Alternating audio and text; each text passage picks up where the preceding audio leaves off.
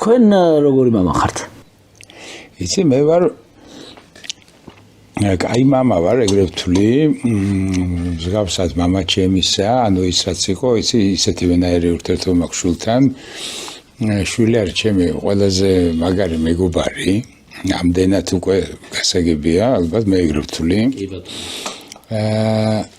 და მივხვდით რომ რაღაცებს აი ვაკეთებდი სწორედ, ამას წინათ სწორედ შვილმა მითხრა რომ რაღაცებს დადის, რაღაც პრობლემები აქვს თავისი, რაღაც ფსიქოლოგებთან დადის, მოგეთ თავის თავში ეძებს რაღაცებს თუ რაღაცა და რაღაც გაიარა და რაღაც ტრამვები ბავშვობისო რაღაცა და მოდის და ის კი არ საყვედურად კი არ უთქვია, მაგრამ უბრალოდ საუბარ მე ვკითხე, აბა რა იყო, როგორ იყო, იმიტომ რომ თუნდაც თქვა წავიდა და 3 დღე სიბნელეში ხარ, აი ეგეთი კურსია ფსიქოლოგიური და იქ რაღაცებს გეკითხებიან, იხსენებ.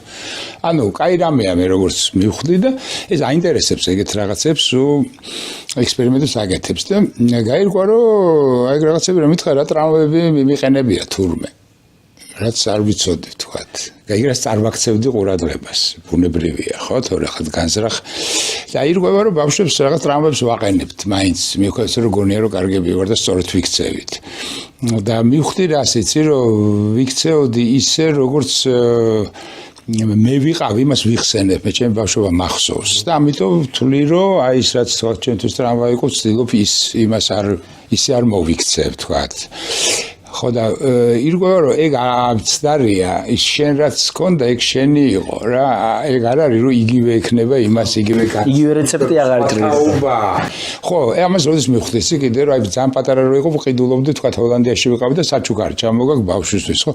ვყიდულობდი იმას რაც მე მინდოდა და არ მქონდა, თურმე თქვა და რაღაც გემი ვიყიდე, ეგეთი ულამაზესი აფრებიანი გემი იყო, ეგეთი მაკეტი რა ჰოლანდიაში, ხო ხდები როგორი გაკეთებული, ხის, ნუ ზღაპარი რა, აი ეგეთი რაღაცა ყველა ბავშვს რო ალბათ იმ პერიოდში ანუ ოცნები ამ მსგავს რამე.